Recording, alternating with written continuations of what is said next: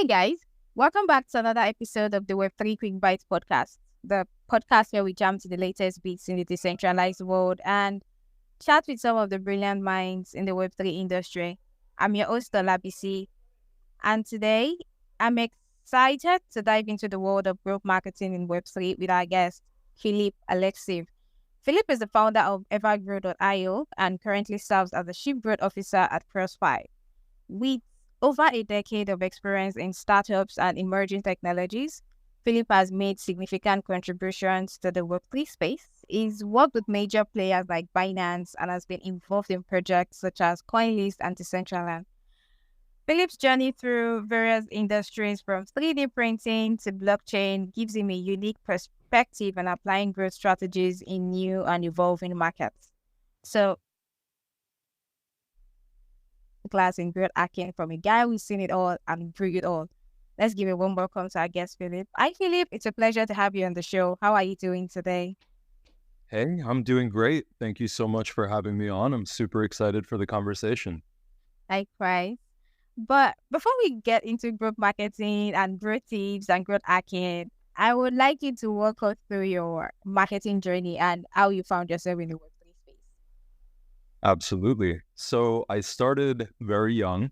Actually, when I was in college, I started a marketing agency. Originally, the focus was kind of social media marketing and search engine optimization. And then from there, it kind of developed into a full boutique marketing agency. So everything from paid marketing to web design and everything in between. And then, originally kind of started working off with local clients. So a lot of dentists and doctors and sort of local businesses. And then I found myself kind of transitioning more into the software space. So working with SaaS companies and, just generally more focused on the digital arena rather than the in-person kind of brick and mortar businesses. And so, from there, I kind of exited my agency. So I sold the agency, and then I moved into a role as chief marketing officer of a telecom company. I spent about a year and a half in the telecom space, and I think I realized for me it was, just not super exciting. It was a very traditional business. It was kind of a lot of price competition. We weren't really doing anything that was super innovative. And I think that was the moment that I realized that I want to work in emerging industries. I want to work with new technologies. I want to work in spaces where there's no playbook for growth. And so from there, I moved over into a company called Shapeways, which went public. I joined as head of growth at Shapeways, spent some time there. And then from there, I went to a company called Sketchfab, which kind of worked in the augmented reality, virtual reality space. And I also joined Sketchfab as head of growth and spent 4.5 years growing Sketchfab basically from its infancy all the way to its acquisition by Epic Games pretty recently, a few years ago. So, spent some time in 3D printing and then AR, VR, and then actually moved into the crypto space and got a very amazing opportunity to work super early with CoinList and Decentraland and a bunch of other really cool projects. And then, it was just kind of the natural trajectory to move on to, kind of bigger companies like Binance. And then I also helped launch a hosted Bitcoin mining service. So, for me, it was sort of a natural trajectory to go from, marketing agency to growth marketing to then growth marketing for emerging industries. And, I think the journey is pretty interesting, but once you really see the background, I think it's pretty self-explanatory. I like working on new technologies. I like things that are interesting. I like things that have never been done before. And I love simplifying complex topics and helping people get a better grasp of what's going on, helping them feel confident using those products and really helping them get success with them. That's an interesting career journey. So I have a follow-up question to that. I would like to know, how have you adapted your marketing approach for each new field, seeing that you've worked in several emerging industries over the past decade? Yeah, that's a great question. I think, the foundation of marketing is always sort of similar across industries. So it's understanding your customer, understanding what their pain points are, what is the solution that you're providing, how do you explain that solution to those customers, and then how do you help them achieve that aha moment. It's something we have in growth marketing we call an aha moment, which is when the customer realizes the true value of your product and understands how it helps them solve their problem. And so for me, it's basically about how do I apply that framework to a given industry? So what are the pain points of my customers? What do they have a hard time doing? How is the product that I'm working with or the service that I'm working with actually helping these customers, navigate that pain point? And then what are the disconnects, right? How do I explain this to the customers in their own language in a way that's easy for them to understand, in a way that gives them confidence to go ahead and not only jump in and use the product, but actually derive value from it. And I think really it's all grounded in doing a lot of customer research, doing a lot of research on how the actual product or service that I'm working with is used, and then connecting those dots. And so, for me, when I look at any new company or when I look at any new product, I almost put myself in the shoes of the customer. Who am I? What am I working with? What am I trying to do? What is my end goal?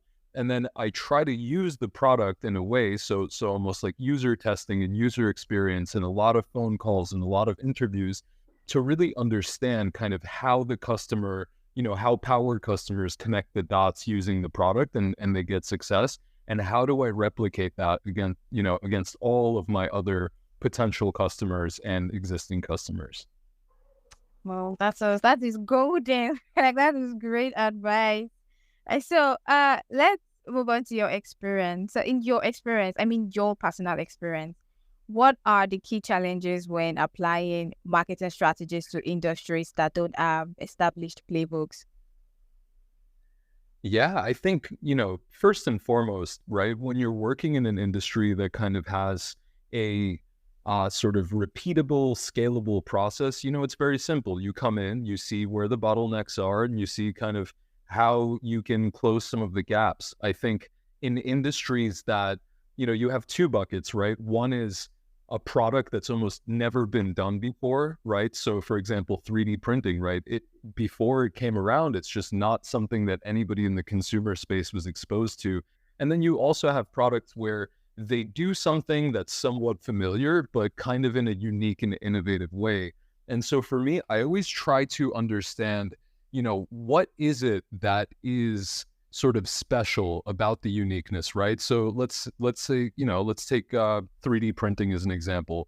3D printing, additive manufacturing, is a way to get the consumer market to be able to bring physical products to market in a fraction of the time, that you would take, for example, in the traditional manufacturing process. So you don't have to make molds, you don't have to order things in bulk, you don't have to go through a whole process with a factory to try to manufacture an item. And so for me, right away, like that is a key takeaway. It is a faster time to market. It's a much easier process. And then I start to think about, okay, where are the pitfalls, right? So when I try to, talk to a customer about this, what are the things that they are going to be hesitant about?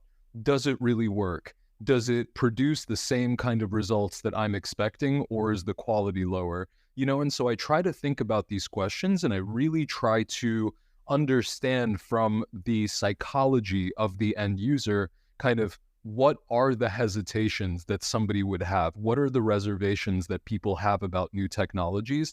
And I try to get ahead of those questions by making sure that throughout the entire funnel, from the second they hear about the business to the second that they actually get value out of the business, how do I explain the value to them as clearly as possible? How do I help generate that confidence and use as much social proof and explanatory proof as I possibly can to really help people, pretty much avoid the hesitation period, the adoption period, the familiarity process, right? And so how do I expedite that as much as possible? And I think that's kind of where some of the challenges come in. Like with new technologies, you always have people that are skeptical. You always have people that are hesitant. You always have people that, sort of don't quite understand or don't really have confidence that your product is actually going to do what you promise it's going to do, or even might not even understand your product, So these are some of the, I would say, challenges and some of the potential roadblocks for, helping folks adopt new technologies. But for the most part, I think I found that once I try to simplify and distill everything, to a level where something that I don't understand, I finally understand, I have a much easier time conveying that to the end user.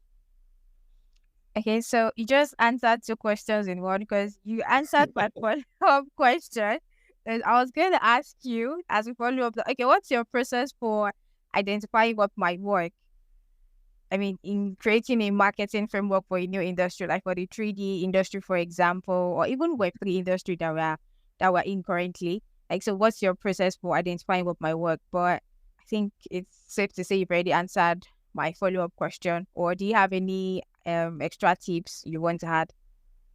Absolutely. I think I definitely want to emphasize two things. One is extensive research. I think conducting research within the market is one of the most powerful tools that any marketer has in their arsenal. So asking a lot of questions, conducting interviews, speaking with actual customers, speaking with customers of potential competitors, so really trying to understand and put myself in the shoes of these customers to not only understand from a implementation perspective, but also from a psychology perspective. How do these people think? What are their reservations? What are some of those pitfalls? And then the other thing that I really want to emphasize, and if you can nail, the research portion, then the other thing that I really want to emphasize is testing. If you can nail research and testing and have process-driven actions that kind of result in both of those tracks, that is kind of the foundational core of everything I've ever done in my career. I really try to put myself in the shoes of the customers, really try to understand how they think, how they do their research, how they evaluate products.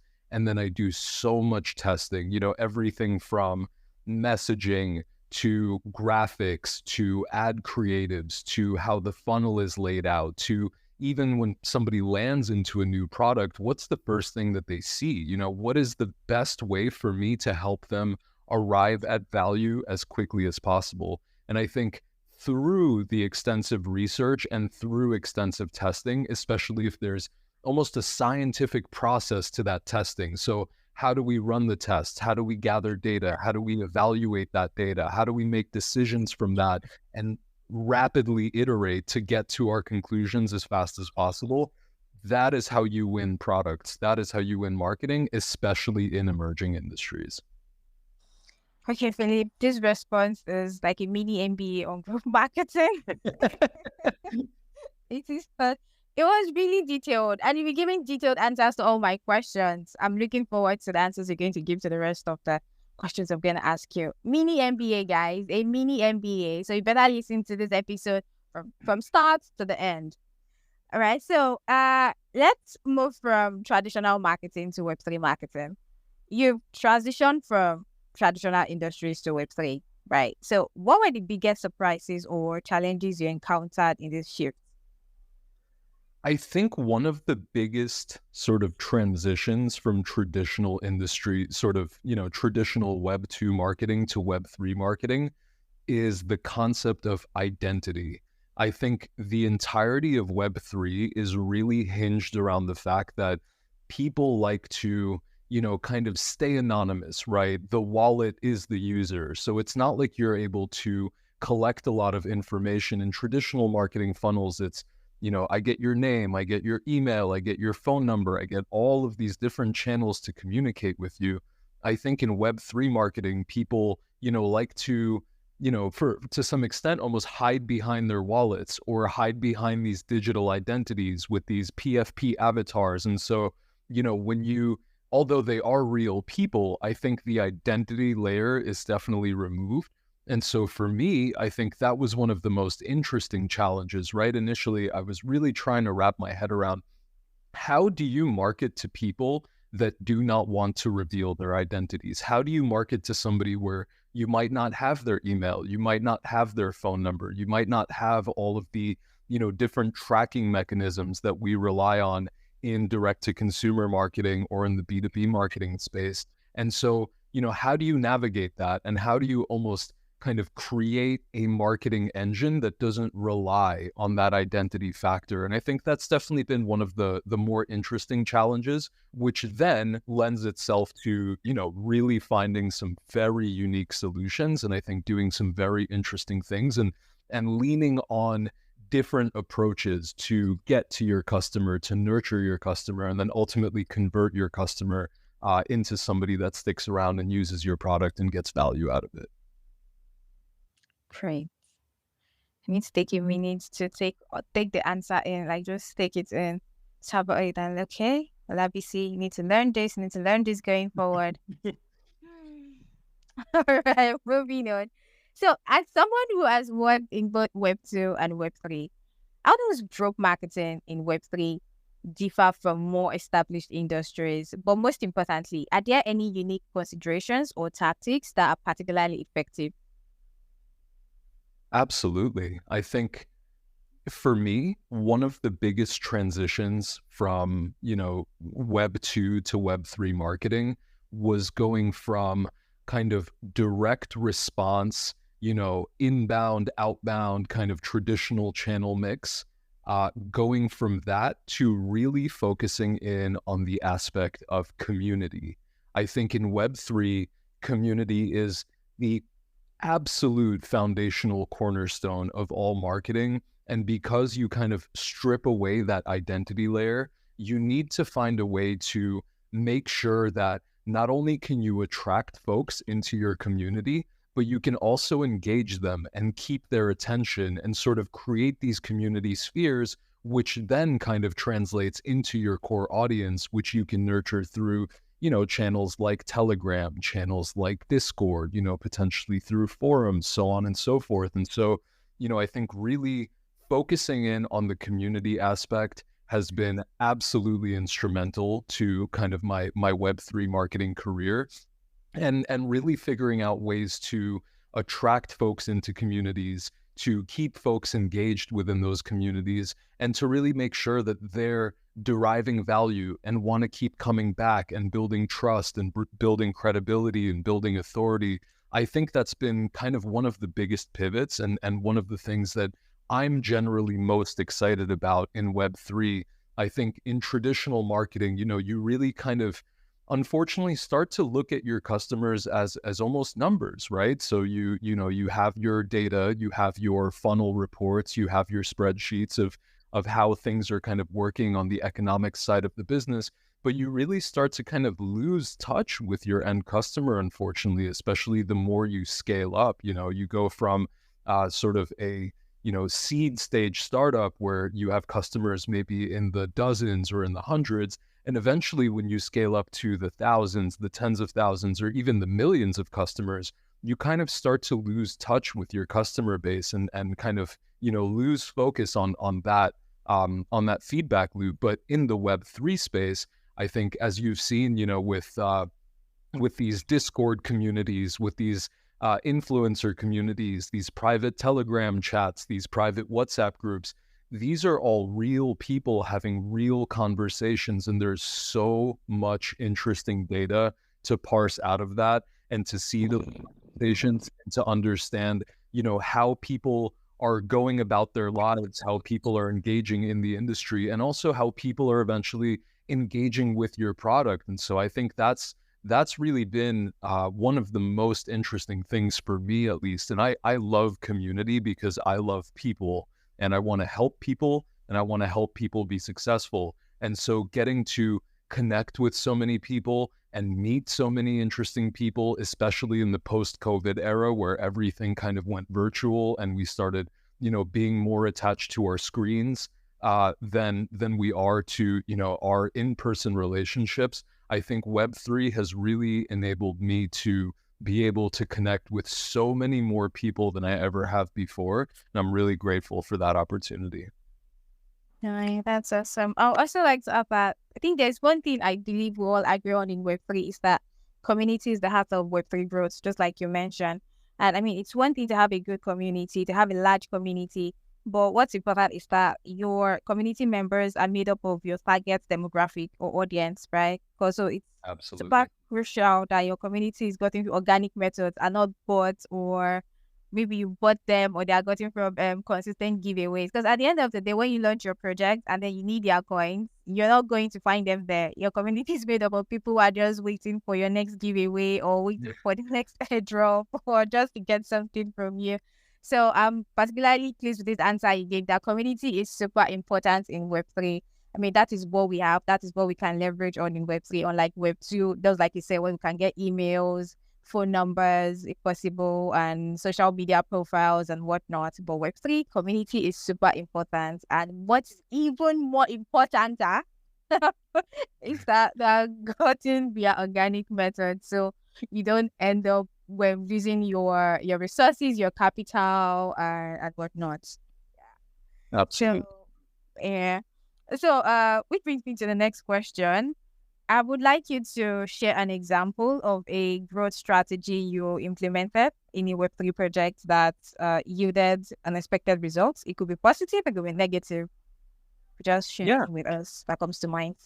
Absolutely. So, you mentioned a couple of interesting things, right? So, giveaways, airdrops, and people tend to kind of, it was tactics that worked in the early days, especially as kind of the Web3 field was still pretty niche and, the communities were still relatively concentrated. But now, of course, you see a lot of projects where you go into their Discord or you see their social media and it's all just, we call them airdrop hunters. It's all just people wanting free tokens, free NFTs, free things. They don't care about the project.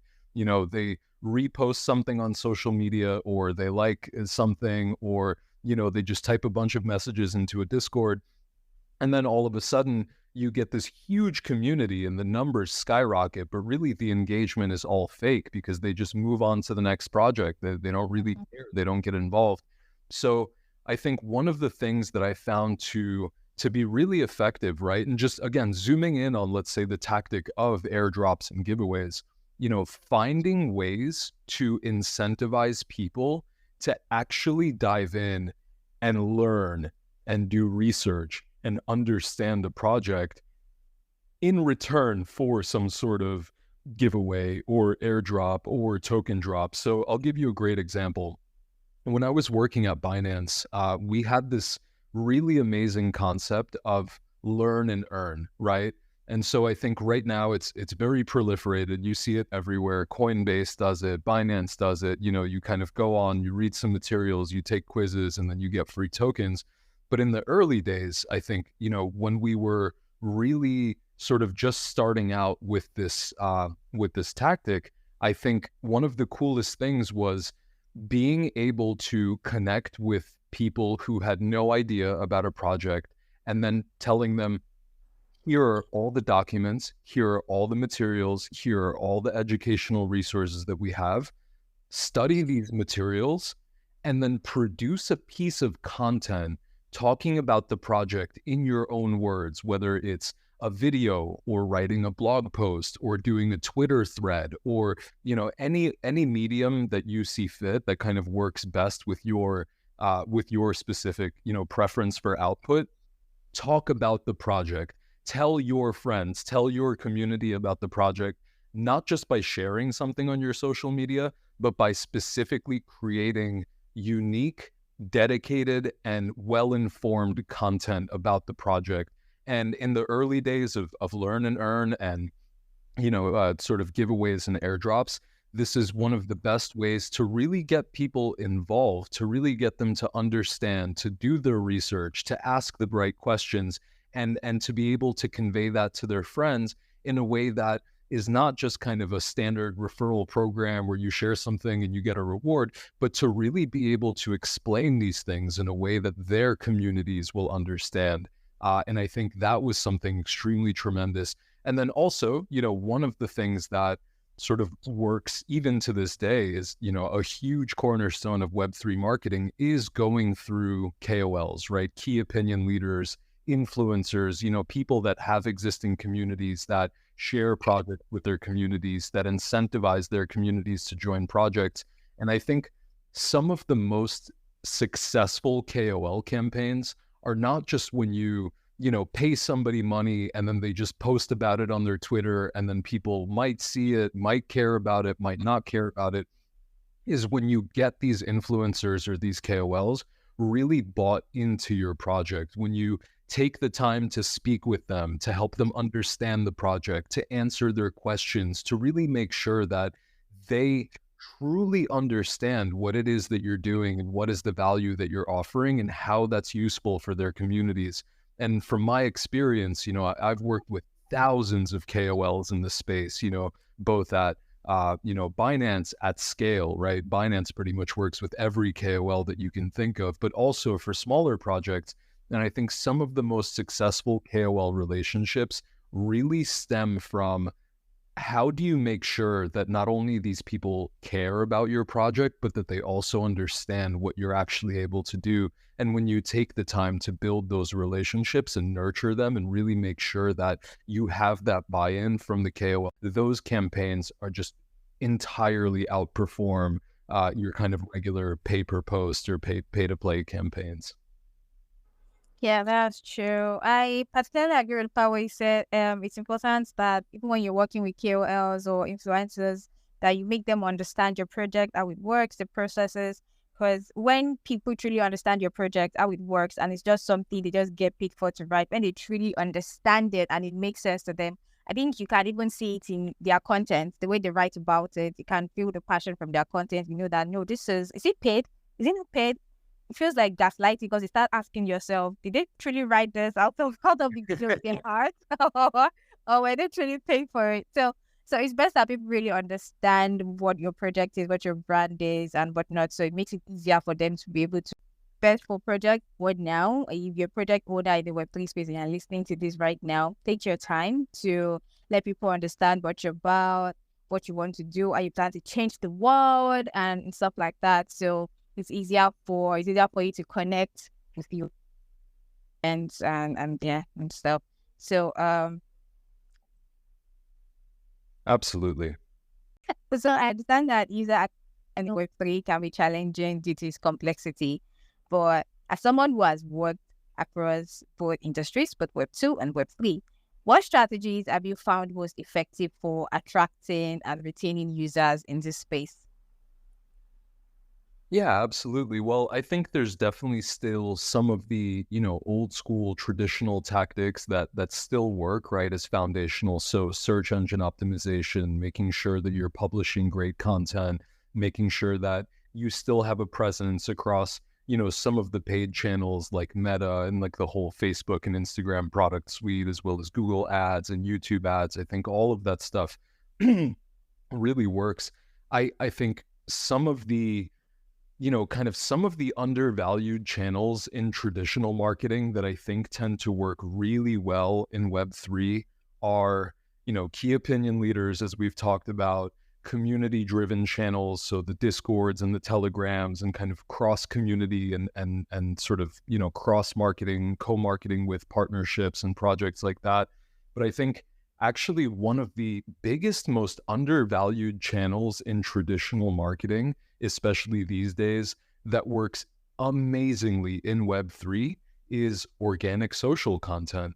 I think through organic social content, a project can really not only show kind of its attitude and its relationship to the industry, but also truly connecting with customers. And I think doing an amazing job of keeping customers or potential customers equally entertained as well as informed is one of the best things that a Web3 project could ever do, for attracting customers and for growth. And so, some of the most successful projects that I've ever worked with, not only is the company very active on organic social and participating in those communities and publishing great content that's both entertaining and informative, but also the founders and the company members are all very active on organic social, because I think these days in Web3, you get a lot of skepticism, which I totally understand. I mean, I truly have been, privy to some absolutely terrible projects that have scammed their customers, that have done all kinds of things. And so obviously people's trust levels naturally, and I completely understand this, are relatively low. But when a company is transparent and public and goes out and communicates with its customers and really shares a lot of great content, and then team members are also out there on organic social, sharing amazing content, answering questions, participating in conversations, going on the Twitter spaces, really getting out there with a strong organic social presence. I found that to be one of the best ways to not only build community and grow community, but also to reinforce trust and credibility, which these days, I think in Web3 are the most important aspects of any Web3 community. Do your community members trust you? Do they view you as a credible source of information? And do they view you as an authority in your industry? And do they follow you because they're entertained and informed? Or do they follow you because you paid them to do that, or you gave them tokens to follow your Twitter account? In which case, most of these people fall off and don't care. So I think organic social, aside from some of the other channels that we've talked about, I think is a very undervalued, channel. And I think getting that organic social presence right is extremely valuable to any Web3 project. I agree with that. But then, in this space, people are always looking for fast growth. They want to quickly have the numbers and stuff. So building their socials organically might sound so boring and exhausting and time consuming. Because they're looking at their competitors and just seeing the numbers. Numbers are growing every day, and they're still stuck at 250, 300 followers. And one thing I've also come to realize in this space is that even when you want to collab with other projects, they look at your socials. They're like, okay, yeah, you don't have up to 1K followers. We can't collab with you. Get your numbers up before we can have some sort of collaboration with you. And for a project who's trying to grow their socials, trying to grow their community organically, this can be challenging. It can be challenging because or a project who is working on a tight budget, they don't really have a lot of money to throw around to hire calls, to pay for influencers, to do airdrop or giveaways. So what do you suggest for a project like this? What do you think they should do to be able to get their numbers up ASAP? Yeah, absolutely. Great question. Well, one of the quickest and best ways that I've found, especially in the Web3 space, to, grow the community and to grow your follower base is to do co-marketing. And so finding, for example, platforms where you can add value. So you can provide a unique perspective, or you can write a guest post, or you can show up on somebody's podcast, or you can, create content for those communities. There are extremely large communities that are always looking for unique content to share with their communities. And so you can even be, a 50 follower profile, but if you can create an amazing piece of content for example, a community of 100,000 people, they will be absolutely happy to share that out.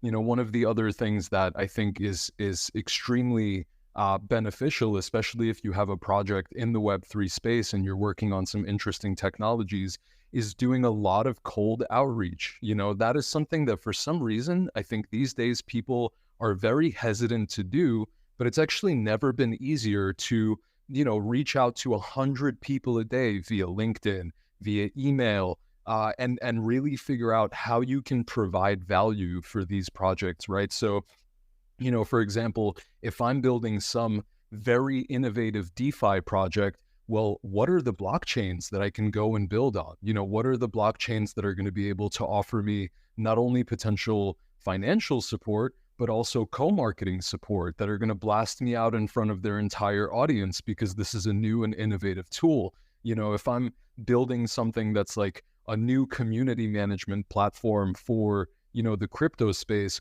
what are some of those communities that will truly benefit from that? What can I offer them? How can I create value for these communities? How can I, give, for example, free accounts away in exchange for promotion? How can I work with people to help them grow their project in exchange for promotion to their network? And I think that the core of all of that is in what way can I or my project add massive value for an existing large community in a way that would make them interested to promote me to that community? Can I give something away for free that's going to add a lot of value? Can I create an amazing piece of content that's going to add a lot of value? What can I do to really help maximize value for existing communities? And that way you can grow, from a profile that has 50 followers to very, very quickly, almost overnight, like you said, getting thousands, if not tens of thousands, if not hundreds of thousands of followers. And I think usually if it's not based around hype, it's based around value. And that is always the approach that I take, is providing the most amount of value will yield you the most amount of attention, and ultimately will help you grow not only your follower count, but also your community size, your engaged community size, but ultimately at the bottom of the funnel, your customer count. Wow. So still on providing value, because this question is important. Still on providing value. So how do you balance educating potential users about Web3 technology while also marketing specific projects or products? Using one stone to kill two birds. Yeah, for sure. Well, I think, back to my point about organic social, being able to both entertain and educate, I think that's figuring out that balance is kind of the biggest key to success in this space. I think, these days what we see is attention spans are short. People tend to get bored or get distracted very quickly and easily. And so just trying to teach somebody something, just like trying to teach kids in a school, is very hard because it's hard to keep people's attention. There's, so many other things that people can be doing. They go on their social feeds on their phones, or they go on YouTube, or they get distracted by a crazy piece of news that's going on, for current events. And so what I find is being able to entertain while you educate is the most important sort of way to keep people's attention. And so, balancing, for example, teaching people about a new financial concept that they've never heard about, or a new, something that's a little bit less entertaining, right? Like a DeFi tool, right? People are interested in DeFi because they know they can make a lot of money with it. But I think the background mechanics are, it's technical. It's sometimes it's very dense and heavy stuff. How can I create my content in a way that keeps people engaged and keeps people entertained, right? So, for example, if I wanted to talk about the best ways to generate yield, and again, this is a crazy example, but this is how my brain works. If I'm talking to a community about the best ways to use a DeFi product to generate yield, well, why don't I do that while I'm jumping out of a plane? You know what I mean? Like, why don't I go skydiving and put on one of those little microphones and record a whole video telling people about how to generate yield while I'm falling through the sky? And it's really trying to think about what is an interesting and engaging way for me to convey dense information. And so my brain is always thinking about, well, of course, my job is to educate people. Of course, my job is to help them understand that. But how do I make sure that they stay paying attention while I do? And so, maybe not as extreme as skydiving out of an airplane and talking about DeFi, but, that's kind of how I think about it. That's a good analogy there. Growth hash. All right. Okay, so based on your experience, what advice will you give to founders of Web3 projects who are just starting to think about their growth marketing strategy? I think the most important thing that anybody can do in any industry as an individual is to figure out, what is the thing that I am best at? How do I create amazing content around that topic? And how do I distribute that to as many channels as humanly possible?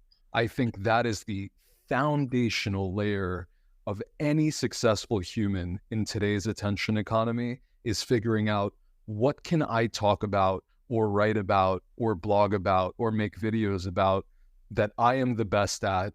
How do I write those blogs, create those videos, publish these podcasts in a way that's interesting for people? And then how do I make sure that I share it across every possible channel that somebody can consume my content?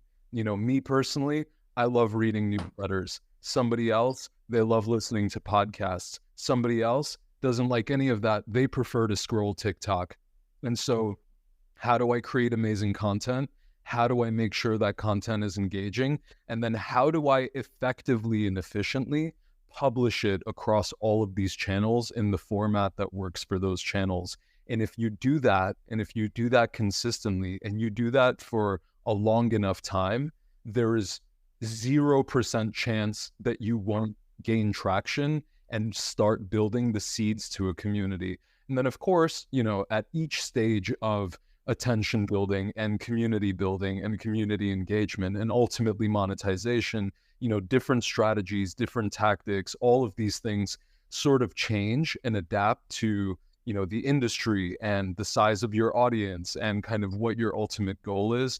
But still, at the very, very, very foundation of that, if I was starting from absolute scratch today, if I had no tracker record of success, if I had no social proof, if I hadn't helped, you know, hundreds of companies become successful, if I hadn't had multiple exits in, you know, in emerging industries, that's what I would do. I would figure out, what is it that I can talk about where I'm better than everybody else? How do I talk about that thing that keeps people interested? And how do I get that to reach as many people as humanly possible? And that is how somebody builds success from scratch. Right. And to also add to that, I read somewhere a while back, I can't remember where, that the best brand storyteller is the founder of the company, because the company brand or project is their brainchild. They know how best to communicate their ideas and make other people understand and key into their vision. So I think those questions you mentioned earlier are best. It's important for every founder to ask themselves. Sit down in one place and ask yourself these questions. Once you can answer every single question, I think you're on your way to success. Because if you are a founder of a project and you can't explain what it is you do or make other people want to jump on board or want to work with you, then what exactly are you doing? What exactly are you a founder? Right? What exactly are you doing? So I think it's important. If you're a founder and you're listening to this, sit down somewhere, get your notepad, write down these questions and ask yourself those questions and answer them honestly. If you can't answer them honestly, maybe you should just go back to the drawing board and think of something else. But once you answer these questions, you're on your way to success.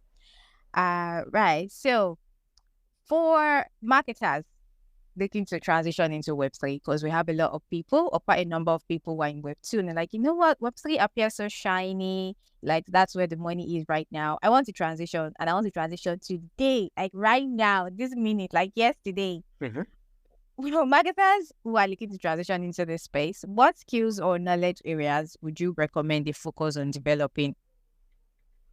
I would say right away, get on Twitter, get on Discord, get on Telegram, and start joining communities. There is so much interesting content out there. Follow the most important thought leaders.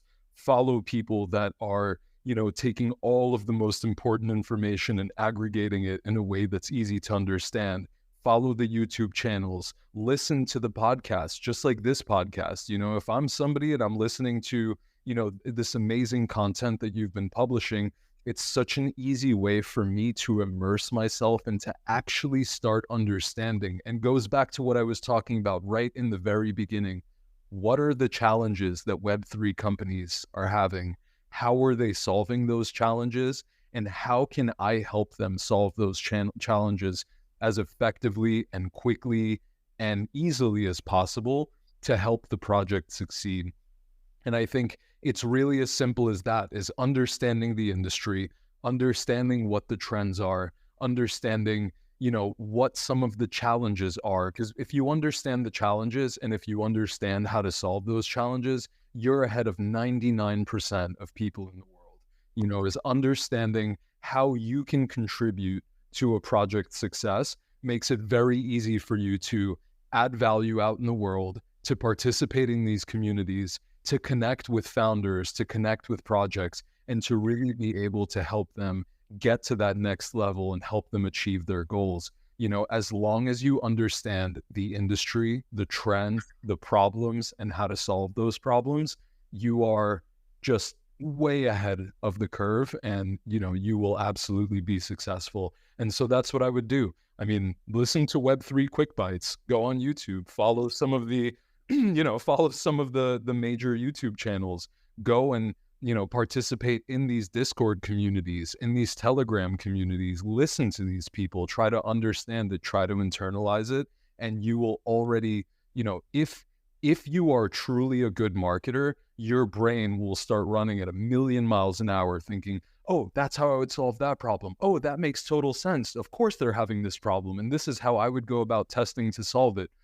As long as you start, your brain working in that direction, that is a very, very quick way to, to penetrate the community and to really start adding value. And like I said, cold outreach, start messaging people, start connecting with people, start asking questions, start asking for advice. That's one of the best things about Web3 is it's so community driven that people want to connect with people. People want to provide advice. People want to ask questions. People want to answer questions. So take advantage of that. I feel like it's never been easier to connect with people with all of these different channels that we have, with all of these meetups and in-person events and conferences. And, I think Web3 it's flipping the business world on its head. If you've ever been to a traditional business conference versus a Web3 conference, you'll understand what I'm talking about. Web3 conferences are fun. It's a bunch of people that are really smart, that are really passionate, that want to get together, that want to talk shop, that want to explore new ideas, that want to provide unique solutions, but that also just want to have a good time. And I think that's how I would go about it. Right. So there you have it, guys. Once you apply this advice, you're on your way to becoming a great and successful Web3 marketer. So, looking ahead, this is the question I've been waiting for. So, drum roll. So, looking ahead, how do you see growth marketing in Web3 evolving over the next few years? Let's say the next 5 years or even the next decade. Are there any trends or changes you anticipated? Absolutely. I think the Web3 space still has a long way to go. I think even though we're moving very quickly and we are absolutely, getting better as a space in totality, in order to attract the next billion users into the Web3 space, we need to focus on these three things. We need to focus on usability, we need to focus on security, and we need to focus on education. And so those are the three critical areas where I really think Web3 marketing will need to focus on. How do I make sure that my product is as easy to use as possible? How do I make sure that people feel super secure using my product and that they understand that they're not risking anything by kind of coming into my ecosystem? And then how do I create amazing educational content to help simplify complex topics and help people understand what it is that I do and how it is that they can get value out of it? I think those are traditionally the biggest barriers to entry for the Web3 space. I think people have always been skeptical about the security component because so many people have gotten scammed or gotten hacked. I think people have always looked at some of these interfaces and thought, whoa, this looks very complicated. I don't even want to try to learn how to use this thing because I just don't have the time for it. So how do you make things easier to use?